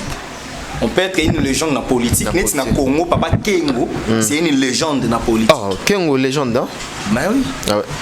On va na Congo. Kengo Wadondo, légende. De 1957 à 2020, à 2019, tant que Yemoko a lobbyé, na Koli, na Osali Souté. Kengo a été toujours aux affaires pour gérer. Alors, les codes pénals. Tu sais que de papa Etienne, légende, ok. Aux hommes, baza ba catégorie mon ba héros wana ba aza héros te pas bomaki to abundaki to nini, mais héros parce que pour une lutte il a été persévérant, il est allé jusqu'au bout. Vous comprenez? Batlora va faire vundoa ou TP Mako, ba légende scientifique. Vous comprenez? Mon anthem. Non. Mon Ansemi, c'est trop patriote, mais aussi une légende. Parce qu'il a amené une originalité à la culture pour montrer aux gens. Et puis, viens là, Maël. Il y a un Zoloba. Maël a des cas, papa. Viens, c'est pas lorsqu'on a l'Assemblée nationale, on a été solo caméra au cam. J'ai pris Boisbouvier, oui, François Boisbouvier, c'est un confrère français. De France 24. Ouais. Abinazui Boisbouvier n'a même mis à Wanem, c'est Moni à Ozapi. Vous comprenez? Batouana, Bazaba légende. Légende des animes. Mutoyo asali makambu kaka na ordinaire te. Par contre, eko choqué. Neti papa Gizenga a légende te. Ah, papa Gizenga a légende te. Ah bon? Mais un grand homme na politique. Voilà, c'est vrai hein. Bon un grand homme na politique. Mais a marqué te penza. Obiso to kola na yo to eba ke vers na livre d'or. Ouais. Joue à pouvoir. Ouais. Livre d'or en est télémi à Diamezali. Bobisi boteki bakosa biso mabe. Oh, à l'époque nazo ba kutu à l'époque azali na 12e mairie. Na 12e mairie azaki wana. Ozoyeba. Wana Palou tout ça. Palou oui. En fait quand j'ai dit ça, ça va léser peut-être que ba partisan na mais via légende. Basé belé ba légende mais ba oumeli na politique ba kompe ba koko. Mon. Mais si quoi, le roi Justin Marie Bomboko, a sa légende. Premier universitaire congolais, via Saliboye, à Saliboye. Oui. Mais tu me souviens, Bazala Pepe Mena Maréchal Mobutu, Baba légende T. Ba légende P Bazali. Moutuloro la papa Frédéric Kibasa Maliba. C'est pas une légende, bien qu'à la cofondateur, il y a IDPS, président P, il y a IDPS. Au monde. Mais aussi mon roi Marcel Liaou, papa y a excellence Jean-Pierre Liaou, légende scientifique. Aujourd'hui tu n'as pas droit non, aujourd'hui le roi vient à Bisso Nyabirungu Mwenesonga. Légende. Quand on parle de légende, tout le monde a tiki ba trace. Moni Kengo a ba exploit. Kengo a donné le code pénal. Légende. Oui. Dans mon rappel, sa référence, il y a un juriste il a dit, si référence, il y a nani na droit nani nana lobaka boy. Oui, comme tout le monde ceux qui avocat plaider hein. Le zolo basé belé hein. Moi comme sous pénézo moi trop. En fait, tu as un grand le quoi Liaou, tu as un grand le roi Jello, tu as un grand le quoi là Kengo, au Kengo baraté que code pénal c'est lui. Tu as un grand le quoi là Nyabirungu, Mwenesonga, tu as un grand le quoi Vundoawe, TP Mako, na droit administratif. C'est les maestros. Basé belé, grand professeur, le quoi bon, baza monsieur n'étant pas étranger, au moment que professeur congolais, au ya n'a pas quelque chose, au même moi il le sika, au ya n'a moi ligné au to salé là, parce que la procédure pénale où ils ont enseigné les loming c'est professeur Luzolo Bambi. Ok. Ma vieille Likulia. Likulia, ouais. Tu comprends? Ouais. Bateau bazaki, bateau ba marca. Mais na esko na musique. Pour question les agues à musique. OK. Na musique, quand on parle de légende, avec Bob Marley a légende. Ouais. Avec Bob Marley a 33 ans. Ouais. 33 ouais. OK. Oyebi que Jésus a la légende des légendes. Ouais. Jésus-Christ, ouais. Enfant à 33 ans. Ouais, légende. Légende certifiée. Eh, benza légende à banda ba légende nyonso. Grand prêtre ba légende. Comprends? Aujourd'hui, Bruce Lee. Ouais. Légende, il y a arts martiaux. Oui. Les arts martiaux. Oui. À quoi on a 32 ans et demi. DJ Arafat, légende na Côte d'Ivoire. Il a coupé décalé. Ouais. DJ Arafat à quoi on a 33 ans. Ouais, 33, ouais. Aujourd'hui, bon, faut voir la légende T. Aujourd'hui, Eto. Faut voir Koufa. Joueur, à la légende T. Ok. Aujourd'hui, Eto. Légende, ouais. Légende, il y a Cameroun. Ouais. Et Eto, Azaki, légende à quel âge? Didier Drogba, Zidane. Bon, quand on parle de légendes africaines, est-ce que photos est là-bas comme un Mikolo? C'est par rapport aux accomplissements. Est-ce que vous voyez que Drogba doit être traité dans la Côte d'Ivoire, l'équipe nationale? Mais il est une légende. Pour bien sûr, on a commis, oppose à la légende, on a bateau balingara Cocotte et la Kofi. Pose à la légende, il faut un album et belé. Ah, c'est que Kofi, à l'ingénieur, c'est que Michael Jackson n'est pas une légende. Mais Kofi est mon idole, Michael Jackson, non? Mais Michael Jackson a ça 4 albums. Kofi est mon album. Kofi pose à la légende, il faut un album et belé go les cahiers. Alors que Michael Jackson a ça 4 albums. Parce qu'on a Michael Jackson, on a Kofi, dans le monde, on a la légende. Ah ouais. Très bien. Au Koye Bissanga, Elvis Presley, légende de rock and rolls. Jiba Leki. To Pepe Kala Leki, to nan. Aux accomplissements, il y a monde. Beethoven, Mozart. Ce ne sont pas des légendes? Pas des légendes. Ok. Tu es ce qu'on a Congo. Bisson a Congo, en 2001. Kofi Olomida Bimisi et Frakata. Ayembi suivez les guides. Ngande mokonzi na bango. Allez suivez les guides. Eza mobeko na pesaki 11e commandement atana miso bato boyi na kuzo yebi. Eza senga po ani ni po bandaki Bercy. Ami benga légende pendant ce temps Papa Lutumba vivant. Oui. Papa Wemba aussi vivant. Papa Wemba vivant. Papa Taboulei vivant. Papa Jano Bombengati Lelo vivant. Viendombe Opetum Azalaki. Grand prêtre Madilou Azalaki. Bama Yaoula Bazalaki et puis Wendo Colosso en 2001 Azalaki. Mais Kofi Mibenga les guides. Mibenga légende. A manqué ba tout respect. Na 90 Kofi Misi die voit tout. Basi yambo kabala tazingida na boye bembe nga ba tchola on a papier cotisation. Kofi s'est parlé album Papa Bonheur et bimana nini. Kofi déjà s'est prenait pour un leader, pour un guide. Il avait quel âge? 35, 30 quelques. Pourquoi ton dis facilement que Kofi est une légende? Mais yabaninga msou photoboya. Ou soit, ce qui dérange, c'est parce qu'on appelle Fali une légende. Ça va. Tout ça là, démonstration. Tozui Weranson. Wera n'est pas une légende selon nous. Ah bah nous sommes Wera légende était. Pour moi, Wera est une légende. Ouais. Asa légende. Pour moi, Wera est une légende. Pourquoi Wera est une légende? Parce que Wera a accompli des choses dans sa carrière que beaucoup n'ont pas fait. À chacun ses stratégies, à chacun sa façon de faire. Abeti Masikini, n'a pas su mbote na mbuta po atangaki. Ouais. Abeti Masikini a kufa jeune. Mais c'est une légende de ce pays. Abeti Masikini a bête Olympia. Abeti Masikini azala invité na Ovo Wembley Arena au Fallait Azaki sko les premiers francophones, les premiers na tchaka congolais pour le temps de francophone les soit pour tchaka congolais liboso abetaki kuna atoni ici. Mais ce qu'on abeti on déjà na ba 70 quelques. Abeti wana abimisa mise nini yo yebi. Bon, yebi sanga de te vandi. Mise ni wendo abimisa amki. Abimisa mututa.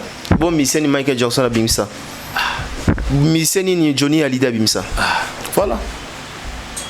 Donc pour la légende, il faut dans l'album et belé. En réalité, je vais peut-être déranger les gens. La réalité dans la vie, peut-être aux autres occasions qui est classée. Un auteur japonais naturalisé américain, Robert Kiyosaki. À l'obé le mot que ce robot a mis la famille à pauvre, ils ont faute noté. Mais ce robot pauvre, ils ont faute noté. Ce que bison en chic tout le barango, naskito poetas fit orator. On est poète mon vie orateur. Au kobotama ba pesa ki o makoki o tangati. Mais dès lors que mo simba mbongo ya robuka na te. Kino tanga luko yekola. Comment okoza na ba argument oyo ka yo na mutu non de bo kanisa ko raisonner bien. Pour moi, les gens, il faut dans la cible, dans la disque belé, alors qu'il fallait dans la service, la chanson rumba, oyo et talama, oyo et bani partout. Chanson planétaire. Parce que pour nayo, Kofi na futa jalon à sa légende, mais fallait na service à sa légende.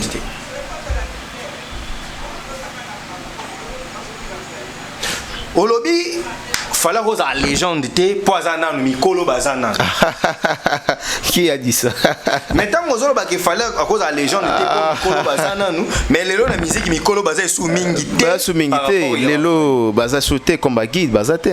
Mais quand il y a des vidéos à vérifier, pour qu'on puisse reporter plein d'émissions, on a besoin de ces vidéos.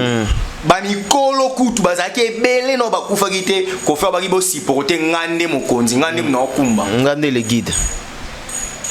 Ba interview ça. Ba vient na ngamba ndebo si porter quoi. Ba vient na ngasa iko ezangai. Ngande no numéro 1. Amanka bango respecter hein. Mais quand les gens disent que Fally est le numéro 1, et comme il manque moins à respect. Quand les gens disent que Fally est une légende, et comme il manque moins à respect.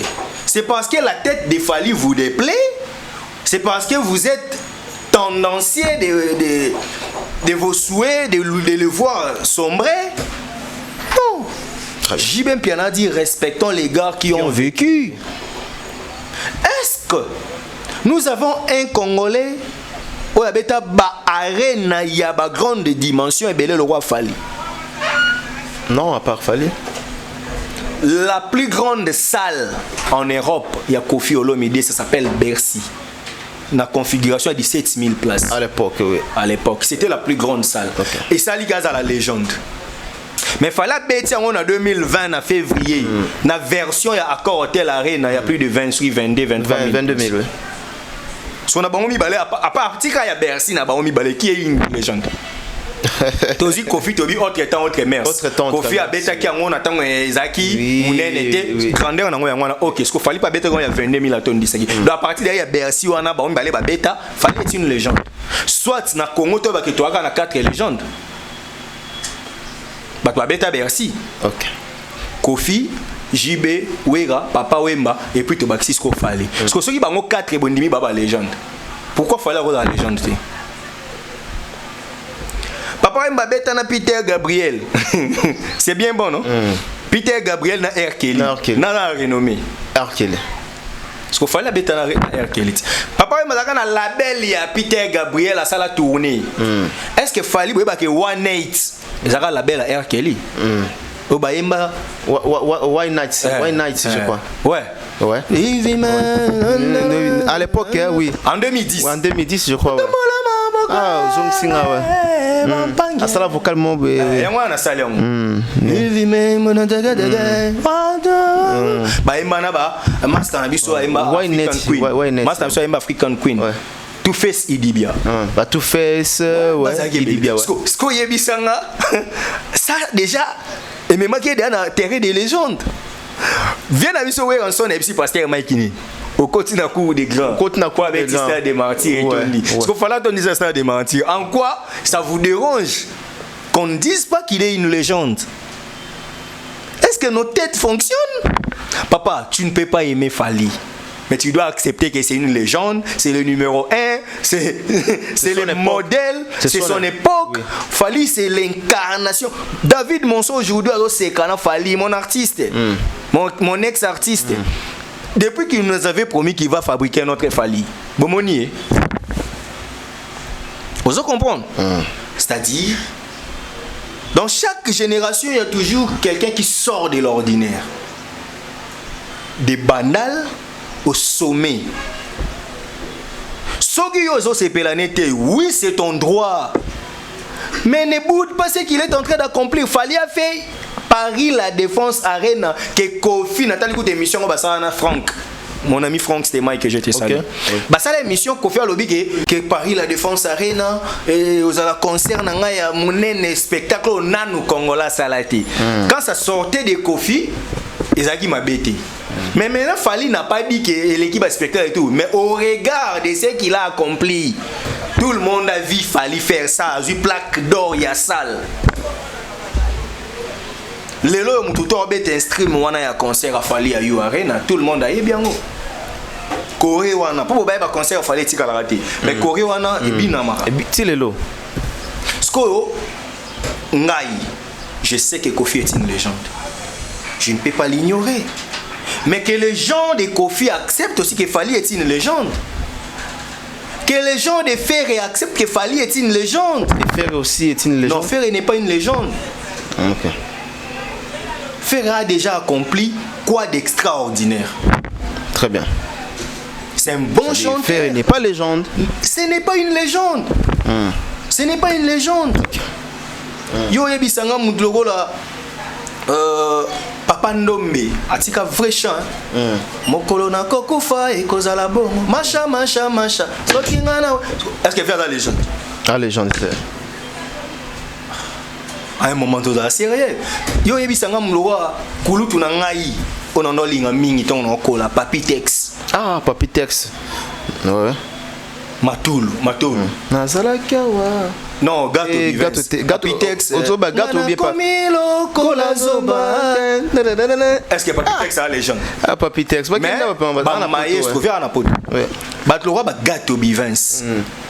Gâteau Bivens. Vous comprenez? Mais ce sont des grands. Bazape bateau yo. Mon petit gâteau a icône. Mais la légende, c'est réservé aux gens qui ont quitté l'ordinaire, qui ont amené quelque chose autant inhabituel. Voilà. Bon, tu venduana na biboye. Boké na Londres. Bobeta na salle ya lokola ovo. Namoni mutu nanga évangéliste Bogis. Ouais Bogis a passer. Ah Bogis, ouais. Bogis habité papa Wemba beta na Madison Square. Alors il fallait pas bêter Apollo. Bêter Apollo, oui. Si vous avez bêter Apollo. Ok. Même dans Londres, c'est pas facile. La communauté déjà, il y a anglais. Déjà, francophone, nous avons ces difficultés parce que l'anglais aujourd'hui est une des langues les plus parlées au monde.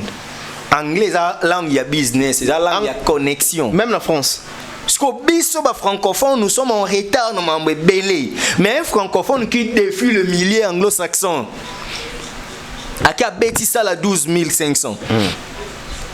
Tu t'assois sur ta chaise parce que tu n'aimes pas Fali, tu boudes qu'il soit appelé une légende. Non, mes frères, tu souffres.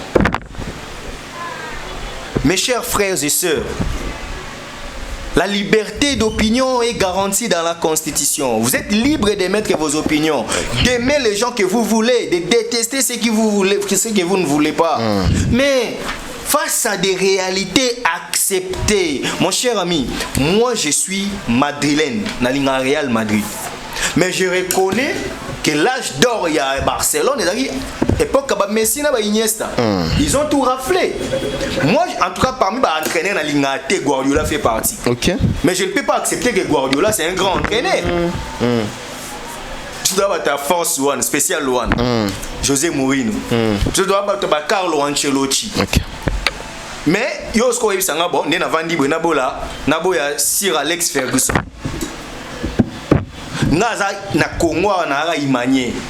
Mais na Nimare Bibé Mutombo c'était un meilleur coach na vita wana ya Los Angeles. Donc face à la réalité musu to ko boya raté. Ah ouais. Ko linga falite ngati kalo linga vita te menebi ke Bibé azaka grand coach paix à son âme. Ah ouais. Dans le banc où tu es pour Akoufa, depuis à l'époque, moi je disais aux gens que ceci c'est un grand coach. Babiman a 2 points dans l'ina foot, mais c'est un bon entraîneur. À un moment, Tout ce débat inutile. Fali est une légende, la vraie d'ailleurs. Certifiée. La légende qui a mené les disques d'or certifiés par les SNEP. Fali a un disque de platine. Fali a un disque extra. Oh, papa, qu'est-ce que nous disons? Aux appels un disque ok. Contestation exacte. Exacte, reconnu. Ndeko mo abimaka awa kenda ko sala banquette. Asuka. Ayana banquette en ya disque d'or. Oyebi kende wana comme communicateur. Ouais, naibi. Pour akoma na eso ba che photo Fali, alukia ignorer, alukia luga akoma beta na so ba performance scénique oyoye ayemba tati. Ouais, la Ali moi père. Journaliste d'investigation. Allez moi. Oyebi à un moment, photo d'assuré. Fali, c'est la vraie légende que la musique congolaise n'a jamais connue. Quand on parle de légende, on a surtout pena misé. Ouais, on a pena figurant ya munene c'est Fali. Fali nous a fait You Arena. Tant bango ba régner ba légende. Tant ba régner. Stade de France c'est raté. Et ça là. Saint-Denis c'est raté. Parc des Princes c'est raté. Et ça là. Lui il est allé, lui il ose. Et puis Bino a démystifié. Ne fût-ce que pour l'histoire du combat. Pendant les combats, pendant l'intensité du combat, Fali a joué à Bercy en 2020, à Hotel Arena. Et lui-même, Fali viendra après 3 ans pour jouer Paris La Défense Arena. Dans le monde, on a 22 000, on a 40 000. Na place au combat et ça, il y a concert. Après lui, Bozu Cop. Bomo Kebe Poto, Bobeti pe ba concert isimbi. Bozu pe mbongo, producteur pas foutu au lard. Mutabongo ka faut bobo ya kaza légende parce que toi ozana ba kanda na ye po batu na ye baboya ka okutana na ye. Très bien. Voilà. Et puis et là on a sengara. Bande ko nyoso toleka na TV, ne pensez pas que ce qu'on doit apprécier mutu aza obligé à zongiselo ascenseur nengozo linga. Ça là vrai. Ouais. Moi, pour accepter Fali, je n'ai pas besoin qu'il Fali à commissaire Pénénaï. Moi, j'étais surpris le jour où Fali m'avait invité Kena Rep. Ok. C'était pas inentendu. Moi, je n'ai jamais fait quelque chose pour dire que Fali Foutanga. Aïbsanga, c'est pas parce que tu m'as soutenu à un moment, mais parce que j'ai trouvé en toi une intelligence qui est Kelanga. D'ailleurs, merci, Prince. Et si lui, au moins, je suis pas dans ça. So soutenir mutu soutenir yé vrai. Ah ouais. Parce que biso na Congo yake, so ko tche mutu pour une année 2 ans, moni mutu na occupé yote au baluki. Non, l'ingratitude doit cesser dans la musique. C'est ça. Nous devons accepter ceux qui sont des références pour notre pays. Lelo on a Congo, Koboya Eugène Kabongongoi, Koboya Mutubi Santos. Ozandoki. Les lopé Koboya Fali Ozandoki. Voilà, très bien. Okokino koza la fan ya Céléo, kono la fan affaire, koza la fan héritier. Oyebi que héritier c'est un bon chanteur, mais Fali aussi c'est une légende. Et ko déranger en quoi? Solo bi que Fali la légende héritier tiki musique. Solo bi que Fali la légende faire Koufi. D'accord. Non, soutenir Mutunayo, mais yeba que Fali est une légende, la vraie.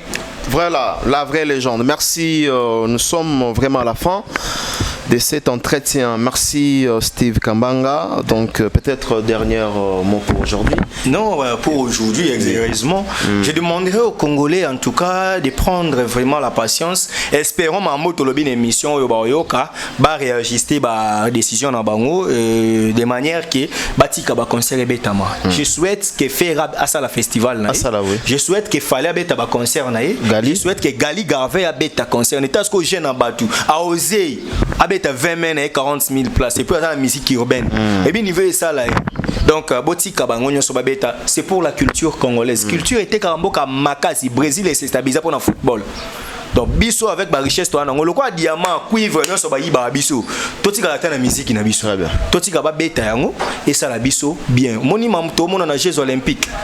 Coterie. Donc pour to comme on a point on été ba o baza capable de exprimer au baza na ngo sans tricherie et ça ba artistes et musiciens botika ba on ba beta ba kota renforcer de mesures sécuritaires et gozala bien. Là aussi je profite sur ce plateau de saluer un partenaire, le roi d'Angleterre Gauthier Bélé. Le roi de l'Angleterre Gauthier Bélé. Le roi PCP Bambote. Tozana Mike Lokamba donc Topesi le roi Bambote. Gauthier Bélé roi d'Angleterre mbote na yo mbote na kulutu nanga si ya Molex Aigle Noir. Ah si ya Molex. Na okareka wa Congo. Non cette fois-ci c'est OK okutana. Si ya Molex Aigle. C'est mon bébé. Na pesi mbote puis je profite en tout cas un heureux anniversaire à maître Rodrigue Matona Impact. En tout cas master Yanchik aujourd'hui avocat. En tout cas heureux anniversaire cher Rodrigue avocat de la cour. Et ça là bien en tout cas heureux mariage aussi à maître Adonai Makanda. Heureux mariage à toi. Merci en tout cas na Batounionso Neville Converse depuis Belgique. En tout cas un bon technicien, un bon webmaster, muto à Simbela Rabiso Archidique info. Neville Converse to PCP Bambote. PCP Mbote Neville Converse depuis Belgique. À mon na n'a pas Mike à Neville Converse Mbote. Converse Neville. Donc depuis Belgique. Depuis Bela. Batunion so o Lola bana Bela bana Lola na pesi bino mbote en tout cas boza ebele anga kokama banga te po boleka rebele batuna nganyo so mais na pesi bino vraiment mbote Emilia Masonama na pesi mbote boza ebele ma grande famille base danga vraiment forum WhatsApp à vérité en face o bino so bolobela ranga donc nazala na bino merci na bino nyonso boze ebele RK Sarah Loumé Arit Loumé bino nyonso badadu boze ebele en tout cas batuna Afrique du Sud, batuna partout, papa Guy, vous êtes belé, staff nanga en tout cas, na pesibino merci, ndenge bo soutenir na biso. On est ensemble avec vous, Torokutana quand l'invitation sera lancée, lorsqu'il y aura aussi des sujets importants. Très bien. En tout cas, merci Mike pour l'invitation. C'est moi qui vous remercie pour votre disponibilité. Merci encore une fois Steve Kambanga. Nous sommes arrivés à la fin de cet entretien. Je dis merci à la prise de vie, il s'appelle Richard Tessa. Merci pour tout. Et du côté du montage, félicitations à Richard Tessa. Voilà, je dis merci à Fils Nzouzi du côté du montage. Voilà, on se retrouve prochainement pour un nouveau numéro. D'ici là, portez-vous bien. Au revoir.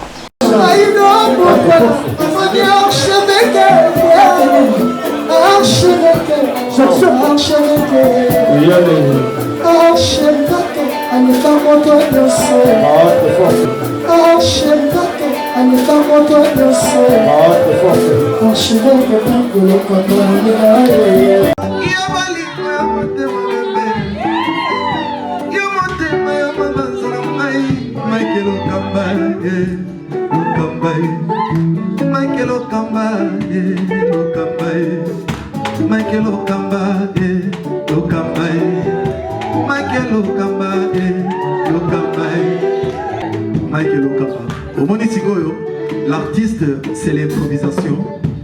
Na honoré na émission na yo. Africa Elengi TV, votre chaîne, l'incontournable, la star des chaînes.